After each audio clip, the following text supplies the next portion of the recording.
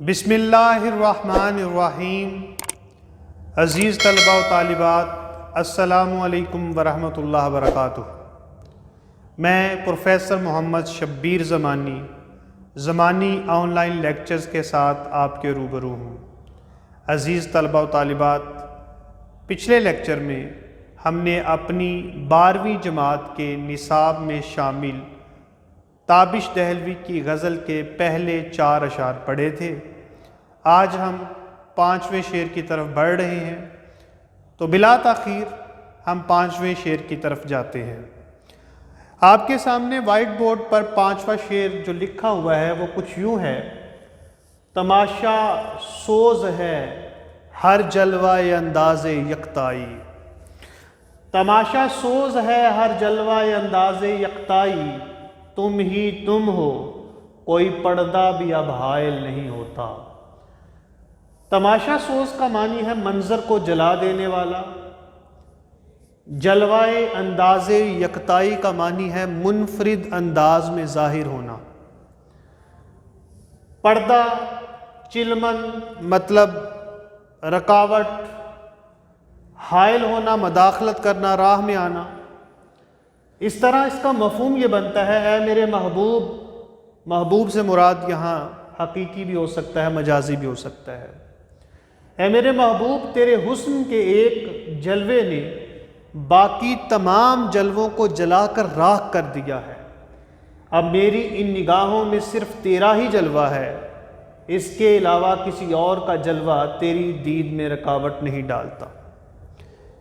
اس مفہوم کی روشنی میں عزیز طلباء طالبات کچھ اہم نکات پر بات کی جا سکتی ہے، جیسے کہ یہاں صوفیانہ نظریات کا پرچار کیا گیا ہے، نظریہ وحدت الوجود اور وحدت الشہود کی بات ہوئی ہے، حدیث قدسی کا بیان آئے گا، موسیٰ علیہ السلام کے حوالے سے تلمیح بھی اس میں آتی ہے۔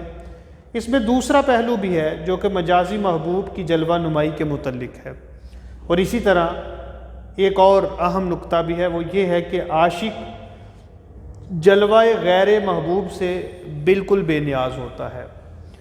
عزیز طلباء و طالبات، ان نکات کی روشنی میں اگر ہم بات کریں تو زیر تشریح شعر میں شاعر بتا رہا ہے کہ صوفیہ کرام کے ہاں عشق حقیقی کا تصور عام انسان سے کچھ مختلف ہوتا ہے۔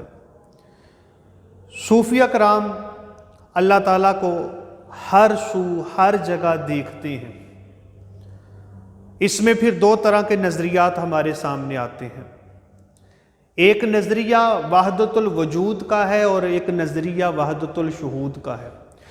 جو صوفیہ کا گروہ وحدت الوجود کا قائل ہے، ان کا یہ ماننا ہے کہ یہ پوری کی پوری کائنات اللہ تعالیٰ کے حسن کی جلوہ گری ہے۔ یہ پوری کائنات جو ہے یہ دراصل اسی ایک کا ظہور ہے۔ حدیث قدسی کا بیان یہاں ہم دیکھ لیتے ہیں کہ اللہ تعالیٰ فرماتے ہیں کہ مفہوم ہے کہ میں ایک چھپا ہوا خزانہ تھا، کوئی نہیں جانتا تھا کہ میں کون ہوں، رب کون ہے، تو میں نے چاہا کہ میں خود کو ظاہر کروں، تو میں نے اپنے نور سے نور نبوت تخلیق کیا اور پھر اسی سے پوری کائنات بنا دی۔ گویا یہ کائنات جو ہے یہ خدا کے حسن کا مظہر ہے، یا خدا کی ذات کا مظہر ہے۔ اس کائنات کی ہر چیز عکس ربی ہے۔ اس لحاظ سے دیکھا جائے تو پھر ہر چیز ہی دراصل خدا تعالیٰ کا اظہار کرتی ہے۔ اب دوسری طرف چلیں تو وحدت الشہود کا نظریہ ہمارے سامنے آتا ہے۔ وہ یہ ہے کہ ہر چیز اللہ کے ہونے کی گواہی دیتی ہے۔ یہ چاند، ستارے، یہ سورج، سیارے، یہ پہاڑ، یہ ندیاں، یہ دریا، یہ درخت، یہ جھرنے، یہ انسان، یہ حیوان، چرند، پرند، سب کچھ اس کے ہونے کی گواہی دیتے ہیں۔ یہ سارے ثبوت ہیں، دلائل ہیں اس کے ہونے کے، کہ یہ بطریق احسن چلنے والا نظام ہستی کسی نے تو بنایا ہے، کوئی تو ہے جو نظام ہستی چلا رہا ہے، وہی خدا ہے، وہی خدا ہے۔ اس حوالے سے دیکھیے تجلی تیری ذات کا سو بسو ہے، جدھر دیکھتا ہوں ادھر تو ہی تو ہے۔ اسی لیے یہاں شاعر کہتا ہے کہ جب کوئی صوفی، جب کوئی اللہ والا اللہ تعالیٰ کی جلوے کو دیکھ لیتا ہے تو پھر اس کی آنکھوں کے سامنے باقی تمام جلوے ہیچ ہو جاتے ہیں۔ وہ تمام جلوے گویا جل کے راکھ ہو جاتے ہیں، ایک ہی جلوہ آنکھوں میں سمایا رہ جاتا ہے، اور وہ جلوہ ہے جلوہ حقیقی، یعنی جلوہ ربی۔ اس لحاظ سے دیکھا جائے تو شاعر یہاں بیان کر رہا ہے کہ اے میرے اللہ، تیرا ہر ایک نظارہ باقی مناظر کو جلا کے راکھ کر دینے والا ہے۔ اس حوالے سے ہمیں حضرت موسیٰ علیہ السلام کا وہ واقعہ یاد آتا ہے جب انہوں نے خدا سے یہ اصرار کیا کہ میں تمہیں دیکھنا چاہتا ہوں۔ بڑے لاڈلے پیغمبر تھے یہ اللہ کے، اللہ نے ان سے کلام کیا، خواہش دل میں جاگ اٹھی کہ اب اپنے رب کو دیکھوں بھی صحیح، ضد کر دی، کہا کہ میں دیکھنا چاہتا ہوں۔ حکم آیا کہ نہیں دیکھ سکتے، کہا نہیں دیکھنا چاہتا ہوں۔ اصرار بڑھ گیا تو اللہ تعالیٰ نے کہا موسیٰ پہاڑ پہ آ جاؤ، کوہ طور پہ آ جاؤ۔ موسیٰ کوہ طور پر گئے، کہا کہ موسیٰ اس چٹان کی طرف دیکھو، چٹان کی طرف دیکھو۔ موسیٰ نے چٹان کی طرف دیکھا، ایک تجلی نور کی آئی، پہاڑ پر پڑی، پہاڑ ریزہ ریزہ، موسیٰ بے ہوش ہو گئے، نہ دیکھ پائے۔ ایک جلوے نے باقی تمام جلوے جلا کر راکھ کر دیے۔ عزیز طلبہ و طالبات، یہ ایک ایسا ہی عمل ہے کہ آپ ایک نظر کسی بھرپور روشنی کو دیکھ لیں تو وہ آنکھوں میں ایسی سما جاتی ہے کہ جدھر بھی نگاہ کرے وہی نظر آتی ہے۔ یہ ہے وہ ایک جلوہ، جلوہ انداز یکتائی کے جو باقی جلووں کو جلا کر راکھ کر دیتا ہے۔ اس لیے یہاں شاعر کہتا ہے کہ نظر میرے دل کی پڑی درد کس پر، جدھر دیکھتا ہوں وہی روبرو ہے۔ اسی کا جلوہ ہے چاروں طرف، ہزاروں نشاں ہیں ہزاروں طرف۔ تو جب ایک جلوہ ربی انسان دیکھ لیتا ہے تو پھر اس کی آنکھوں پہ پڑے سارے پردے اڑ جاتے ہیں، وہ روبرو ہوتا ہے، اس کی طرف ہی نظر اٹھتی ہے، باقی کسی چیز کے ہونے یا نہ ہونے سے فرق نہیں پڑتا۔ وہ عاشق حقیقی جو ہے وہ پھر ہر جلوے سے، غیر اللہ جلوے سے بالکل بے نیاز ہو جاتا ہے۔ جیسا کہ یہاں موسیٰ کے حوالے سے ابر رحمت تھا کہ عشق کی بجلی یا رب، جل گئی مزر ہستی تو اگا دانائے دل۔ اس دل میں جب وہ سما جاتا ہے تو پھر آنکھیں ایک ہی جلوہ دیکھتی ہیں، کچھ اور نہیں دیکھتی ہیں۔ عزیز طلبہ و طالبات، اس شعر کو ہم مجازی حوالے سے بھی دیکھ سکتے ہیں۔ عشق حقیقی ہو یا مجازی ہو، ہمیشہ عاشق دیدار محبوب کا طالب ہوتا ہے، اور جب وہ محبوب کا دیدار کر لیتا ہے تو اس کا نقش آنکھوں کے راستے دل پر ایسا ثبت ہوتا ہے کہ پھر اسے کچھ اور نہیں سوچتا، وہ تمام مناظر سے، تمام ہستیوں سے بے نیاز ہو جاتا ہے۔ شاعر بھی یہاں اگر مجازی حوالے سے دیکھیں تو اپنے محبوب کے حسن کا ایک جلوہ دیکھ کر اس میں کھوئے ہوئے ہیں۔ وہ اس کے حسن کی تابانیوں کی تاب نہیں لا پا رہے اور کہتے ہیں کہ تیرے حسن نے باقی تمام جلوے میری آنکھوں کے سامنے جلا کر راکھ کر دیے ہیں۔ یہ دل فریب موسم، یہ دلچسپ منظر میرے لیے کوئی معنی نہیں رکھتے، کوئی اور چہرہ مجھے بھاتا ہی نہیں ہو، اب بس تم ہی میری آنکھوں کے سامنے رہتے ہو، باقی کوئی منظر نہیں ہوتا، کوئی پردہ حائل نہیں ہوتا، کوئی مداخلت کرنے والا نہیں، کوئی رکاوٹ ڈالنے والا نہیں، گویا کہ ایک تیرا نظارہ ہے، ایک میری آنکھیں ہیں اور اس کے سوا کچھ اور نہیں ہے۔ یہ خواجہ میر درد نے بھی تو کہا تھا، جگ میں آ کر ادھر ادھر دیکھا، تو ہی آیا نظر جدھر دیکھا۔ تو بات تو ساری ہے چاہت بری آنکھ کی۔ اگر عشق کی ماری ہوئی آنکھ ہے، دیدار کے لیے تڑپی ہوئی آنکھ ہے، تو اسے جب اپنے معشوق اور محبوب کا دیدار ہو جاتا ہے تو پھر وہ ہر شے سے بے نیاز ہو جاتی ہے، گویا اس کے سامنے تمام جلوے جل کے راکھ ہو جاتے ہیں۔ حسن کی تابانی ایک ہی جلوہ اس کے چہرے، اس کی آنکھ پر نقش کر دیتی ہے، اور وہ پھر کچھ اس طرح سے ہوتا ہے جیسا کہ شاعر یہاں بیان کر رہا ہے۔ تو عزیز طلبہ و طالبات، یہ تھا ہمارا پہلا شعر۔ اب ہم پڑھتے ہیں دوسرے شعر کی طرف۔ دوسرا شعر کچھ یوں ہے: رہا ایک ایک قدم پر پاسے آداب طلب ورنہ، وہاں ہم تھے جہاں پانا تیرا مشکل نہیں ہوتا۔ قدم کو گام بھی کہتے ہیں، ایک ایک قدم، ایک ایک گام، پاس لحاظ آداب طلب، مانگنے کے آداب، پانا حاصل کرنا۔ اس طرح سے اس کا مفہوم یہ بنتا ہے: اے میرے محبوب، تیری بارگاہ میں مجھے طلب کرتے ہوئے آداب کا خیال رہا، ورنہ ہم جس مقام عشق پر تھے وہاں تیرا حصول ہمارے لیے کچھ مشکل نہ تھا۔ اس طرح دیکھیں تو ہمارے سامنے کچھ نکات آتے ہیں، جیسے کہ ادب عشق کا لازمہ ہے، طلب اور جستجو عاشق کا اصل اثاثہ ہے، وصل موت ہے اور ہجر زندگی ہے۔ عشق میں اپنے ظرف اور حیثیت سے آگاہی، عزت محبوب کا خیال، شیوائے عشق کی پاسداری، رضائے محبوب کا خیال۔ عزیز طالب علموں، عشق وہ جذبہ ہے کہ جس کا خمیر ہی ادب سے اٹھا ہے۔ وہ عشق نہیں ہے جس میں ادب نہیں ہے، لحاظ نہیں ہے، حیا نہیں ہے، شرم نہیں ہے۔ عشق تو نام ہی دراصل وزاداری کا ہے، نام ہی دراصل لحاظ کا ہے، ادب کا ہے۔ اس لیے جب ایک عاشق اپنے محبوب کے رستے پر نکلتا ہے تو اس کا اوڑھنا بچھونا ادب ہی ہوتا ہے۔ عزیز طالب علموں، یہ جو عشق کا راستہ ہے یہ طلب اور جستجو کا راستہ ہے۔ ایک عاشق کا یہ اثاثہ ہے کہ وہ ہمیشہ طلب اور جستجو میں لگا رہتا ہے، وہ کبھی بھی اپنی جستجو کو نہیں چھوڑتا ہے۔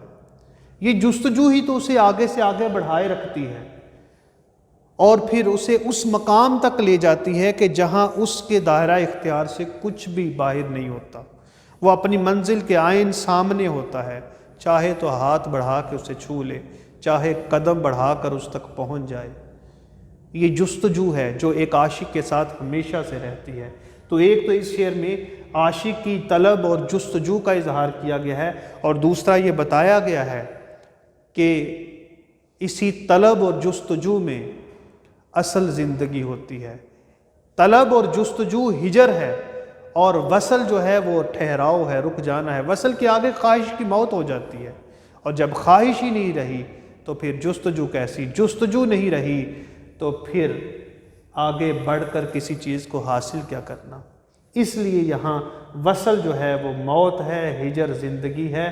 کہا گیا ہے کہ اے میرے محبوب، میرے لیے تیرا حاصل کرنا ایک مقام ایسا بھی آیا تھا کہ مشکل نہیں تھا۔ ہم نے اپنی طلب اور جستجو کو اتنا بڑھا دیا تھا، اتنا زیادہ ہم تیرے ہجر میں آگے بڑھتے چلے گئے تھے کہ تیرا وصل عین ہمارے قریب تھا۔ ہم تجھے حاصل کرنا چاہتے تھے، کر بھی سکتے تھے، لیکن نہیں کیا۔ کیوں؟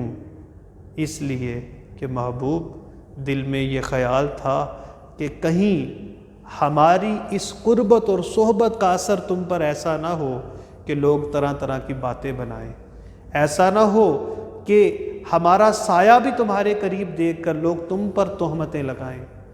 او کیا خوب میر کہہ گئے کہ دور بیٹھا غبارے میر اس سے، عشق بن یہ ادب نہیں آتا۔ یہ تو عشق ادب سکھا دیتا ہے کہ تڑپنا ہے تو تڑپو، لیکن محبوب کی عزت پر حرف نہ آئے۔ ہجر ہے تو ٹھیک ہے، سہو، لیکن محبوب کی عزت پر حرف نہ آئے۔ اس لیے یہاں شاعر کہتا ہے کہ میں اس مقام تک تو جا پہنچا تھا کہ جب میں تیری رضا سے تجھے حاصل بھی کر سکتا تھا، اظہار تمنا کرنے میں بھی کوئی دیر نہیں تھی، صرف اور صرف تیری عزت کا خیال تھا، ایسا تھا کہ تیری توہین نہ ہو جائے۔ اس لیے میں نے عشق میں اپنے ظرف اور اپنی حیثیت کو مد نظر رکھا کہ میرا مقام ایک عاشق کا مقام ہے، اور عاشق کو زیب نہیں دیتا کہ وہ بھرے بازار میں حسن کو رسوا کر دے۔ کیا خوب کہا حضرت موہانی نے، دیکھنا بھی تو انہیں دور سے دیکھا کرنا، شیوائے عشق نہیں حسن کو رسوا کرنا۔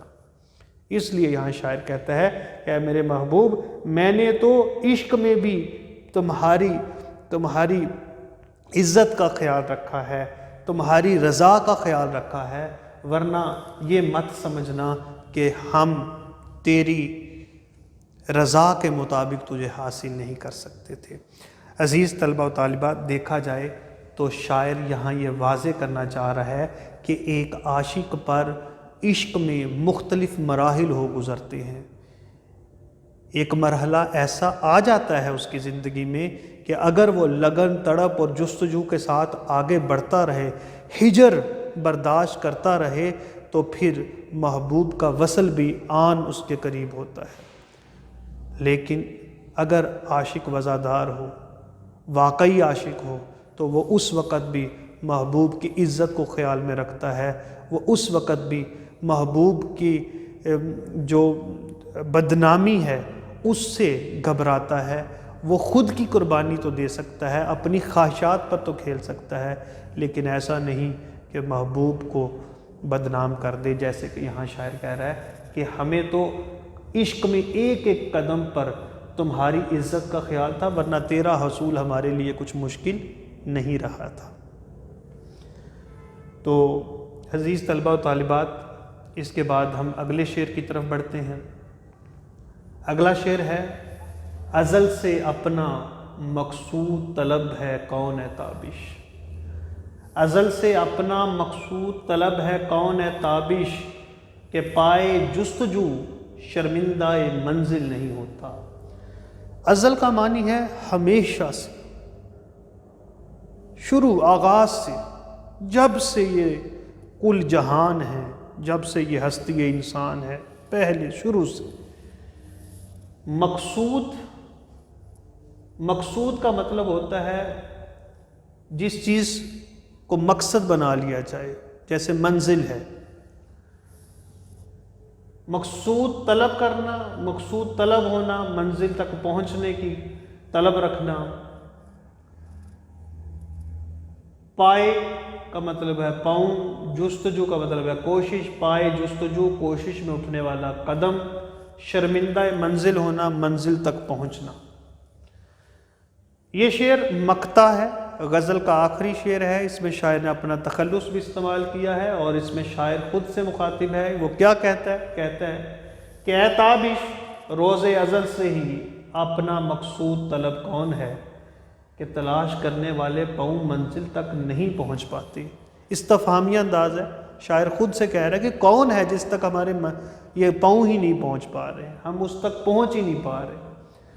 یہاں مختلف نکات ہیں عزیز طلبہ و طالبات۔ پہلا ہے شاعر خود سے مخاطب ہے، دوسرا ہے کہ خود شناسی کے لیے کوشاں ہے، تیسرا ہے خدا شناسی کے لیے کوشش کر رہا ہے، پھر انسانی مادی ترقی میں گم ہو کر منصب انسانی سے دستبردار انسان ہو چکا ہے، اور مقصد سے دوری پر احساس ندامت بھی یہاں شاعر کو دامنگیر ہے۔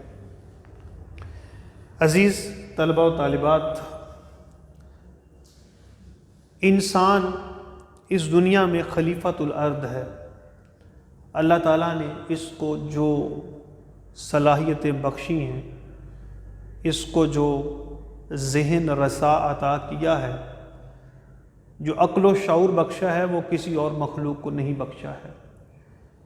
اس لحاظ سے انسان پر لازم ہے کہ وہ اس دنیا میں آیا ہے تو عرفان ذات حاصل کرے، خود شناسی کے مراحل سے گزرے، کہ جب تک یہ خود کو نہیں جانے گا، اپنی صنعت کو، اپنی صنائی کو نہیں سمجھے گا، تو پھر صنعت کو اور اس صانع کو جس نے اس کو بنایا ہے، جو اس کا کاریگر ہے، اس کو بھی نہیں سمجھ پائے گا۔ اس لیے شروع دن سے ہی، جب سے یہ کائنات بنی ہے، انسان اسی مرحلے سے گزر رہا ہے۔ غاروں سے نکلنے والا انسان ستاروں تک ایسے ہی نہیں پہنچ گیا، یہ خود شناسی کا سفر ہی تو تھا، یہ اپنی پہچان ہی تو تھی، اپنی صلاحیتوں کا ادراک ہی تو تھا کہ انسان آگے سے آگے آگے سے آگے بڑھتا چلا گیا، اور کتنا بڑھتا چلا گیا کہ آج انسان ستاروں پر کمندیں ڈال رہا ہے۔ ڈھونڈنے والا ستاروں کی گزرگاہوں کا اپنے افکار کی دنیا میں سفر کر نہ سکا، لیکن افسوس یہ ہے کہ یہ انسان آگے بڑھتے بڑھتے بڑھتے اتنا آگے نکل گیا ہے کہ جو منصب انسانی تھا اسے کہیں پیچھے چھوڑ گیا ہے۔ اس انسان نے خود شناسی کے ساتھ خدا شناسی کا سفر بھی کرنا تھا، افسوس کہ اسے بھول گیا ہے۔ اس لیے یہاں شاعر حیرت سے استفہام کرتے ہوئے کہتا ہے، سوال کرتے ہوئے کہتا ہے کہ اے تابش، وہ کون سی ہستی ہے، وہ کون سا مقام ہے کہ جس تک ہمارے قدم پہنچ ہی نہیں پا رہے، مسلسل سفر میں ہے۔ انسان کی ترقی کا سفر رکنے میں نہیں آ رہا، لیکن منزل سے دور ہے، بھٹک رہا ہے۔ کیوں؟ کیونکہ صحیح سمت نہیں چل رہا۔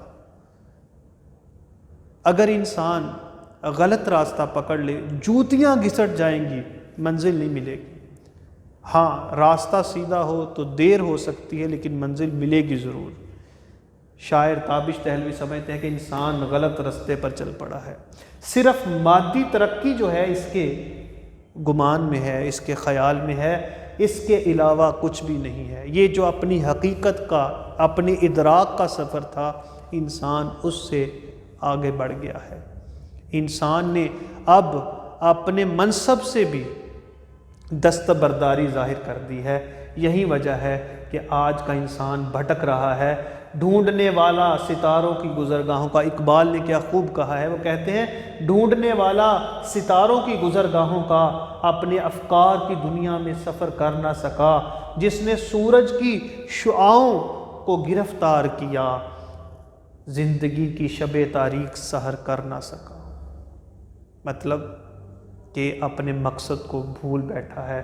اور پھر شاعر کہتا ہے کہ یہ تو وہ انسان تھا کہ جو خود اپنے اندر ہی ایک منزل تھا۔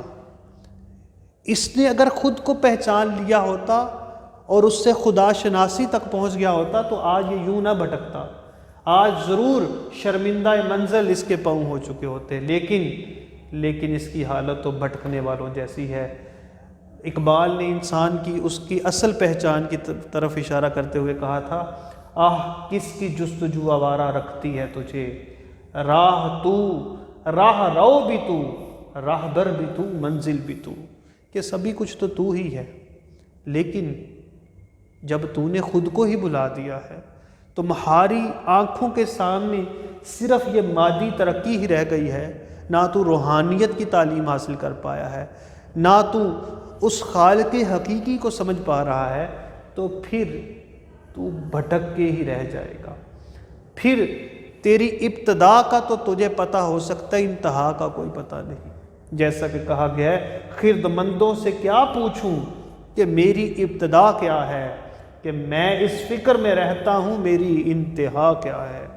کچھ ایسا ہی فکر، کچھ ایسی ہی احساس ندامت یہاں شاعر کے حاوی نظر آتی ہے۔ وہ دراصل مخاطب تو خود سے ہے، لیکن انسانی رویوں پر نالہ ہے، انسانی رویے پر بات کر رہا ہے، وہ انسان پر تنقید کر رہا ہے کہ یہ کس کی تلاش میں ہم نکلے ہوئے ہیں اور ہم کہاں پہنچ رہے ہیں کہ ہمارے پاؤں منزل کو چھو ہی نہیں پا رہے۔ گویا کہ ہم نے غلط راستہ پکڑا ہوا ہے، ہم اس ہستی کو سمجھنے کی کوشش ہی نہیں کر پا رہے جو دیکھا جائے تو ہمارے اندر ہے، اور نہ سمجھا جائے تو پھر وہ کہیں بھی نظر نہیں آتی۔ دوسرا کون ہے جہاں تو ہے، کون جانے تجھے کہاں تو ہے۔ وہ ہستی ایسی ہے کہ جب تک اس کی طرف سفر نہیں کیا جائے گا تو پھر ہم جان ہی نہیں سکتے وہ کہاں ہے، اور جب سفر کیا جائے گا تو پھر وہ ہمارے اندر ہی ہمیں ملے گی۔ اسی خدا کی کاریگری جس کا نام انسان ہے، اسی میں وہ مل جائے گی۔ بات صرف یہ ہے کہ تابش دہلوی سمجھتے ہیں کہ انسان ابھی جس جستجو میں مبتلا ہے وہ جستجو خود شناسی سے خدا شناسی کی نہیں ہے، وہ صرف اور صرف مادی ترقی کی جستجو ہے، اور جب تک انسان اس میں الجھا رہے گا تب تک وہ کبھی بھی منزل حقیقی کو نہیں چھو پائے گا۔ تو عزیز طلبہ و طالبات، یہ تھی ہماری غزل جو ہم نے مکمل کی۔ امید ہے کہ آپ کو پوری طرح سمجھ آ چکی ہوگی۔ انشاءاللہ ہم اگلے لیکچر میں ایک نئے موضوع کے ساتھ حاضر ہوں گے۔ تب تک کے لیے اللہ حافظ۔